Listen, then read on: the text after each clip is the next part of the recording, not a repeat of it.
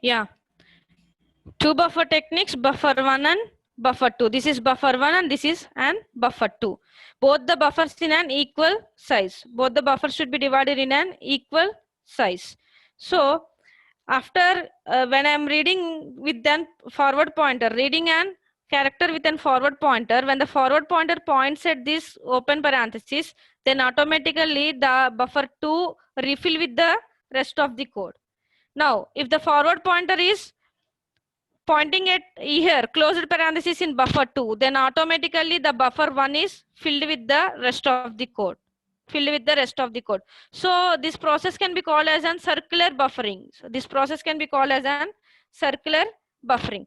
When end of current buffer, the buffer is reached to the other buffer is filled. So if any problem with this method is, if the length of the lexeme is longer, if the length of the lexeme is longer, then the length of the buffer, then scanning the input cannot be scanned completely. So here we're also having another problem.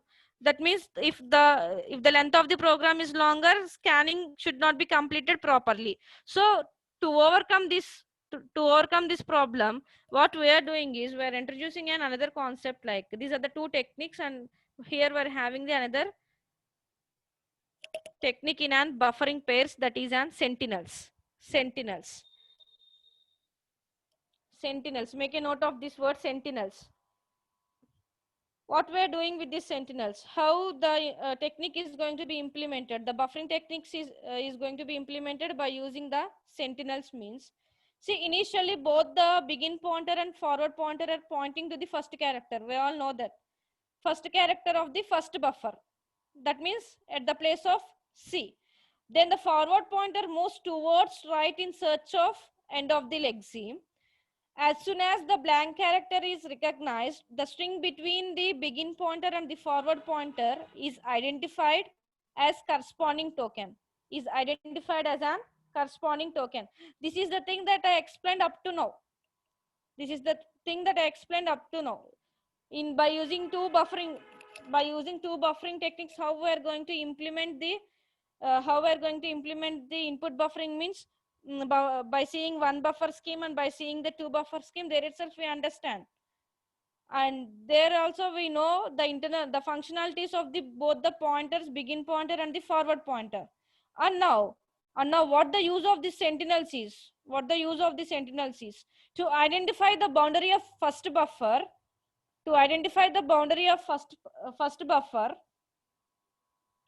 here where may see in the representation EOF. What the meaning of this EOF is? End of the file.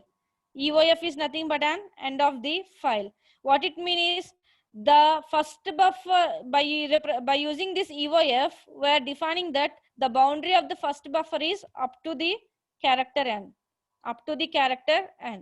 And now starts with the T. And here I am representing the EOF in the buffer 2.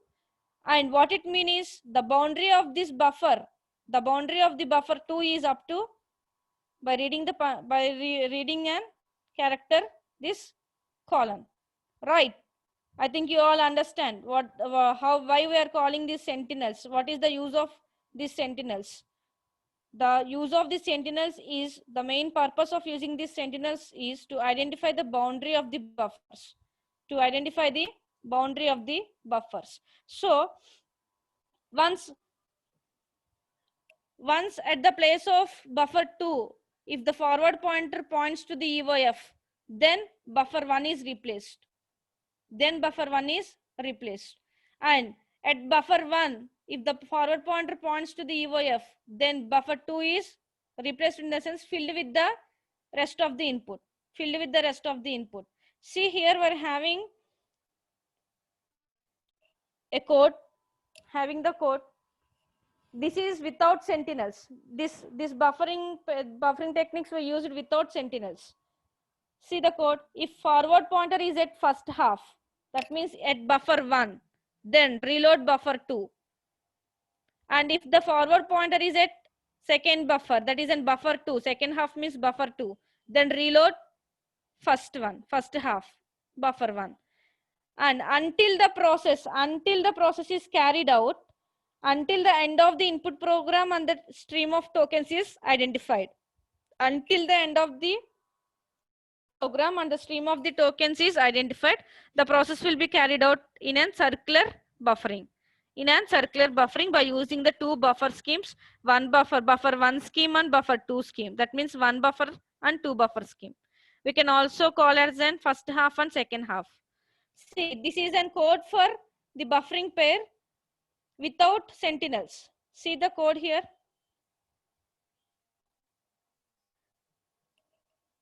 Buffering pairs with sentinels. See, the meaning of the code is same, but here we are using the sentinels. There, if the forward pointer is at first, but if the forward pointer is at EOF, then the forward at the end of first half. The meaning, it shows the meaning of special processing is needed when we are performing these sentinels. So we are writing the code in such a way. Else if forward is at second half, end of the second half, then what to do? Refill first half. Is at first half, refill second half. This is the circular buffering that we are implementing here. Circular buffering is implemented here. Processing with an special character EOF. This EOF is not from the given source program. This is EOF. This is not in the line of the code. This is what we are representing. We are representing to identify the boundary of the buffer. To identify the boundary of the buffer. So until the process is carried out at the end of the input program. Until the process is carried out at the end of the input program by implementing this input program, then finally the streams are going to be generated. Streams in the sense the stream of the tokens is identified. That's all. This is the implementation of an input buffering. Implementation of an input buffering by performing buffering techniques. And initially, two buffering techniques we implemented, one buffer and two buffer, and having a problem in an one buffer. To overcome that problem, we are using an two buffer schema, and there also we are having a problem with the length of the buffer, storing it in an input, length of the lexeme, storing it in an input buffer. So there is a problem that if we not completely scanned the input program, what will happen? So taking it as a problem, recognizing that as a problem, now we are using sentinels. For that we are using the sentinels. If the buffer consisting of the sentinels, there is no need to bother about the length of the lexeme. There is no need to bother about the length of the lexeme, and the complete input program is going to be scanned by using this sentinels. Right? I think you all of you understand the today's concept. First, starting with the three terms, terminologies about the token, lexeme, and pattern.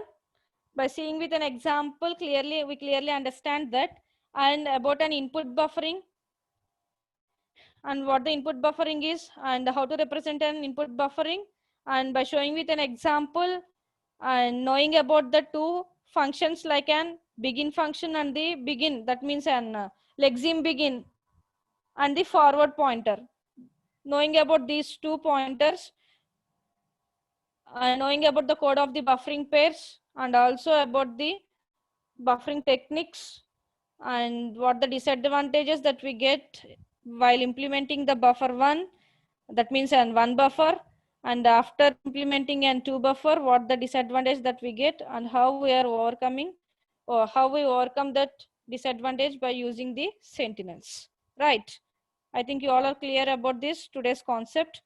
For the next class, we are going to learn about designing of the lexical analyzers.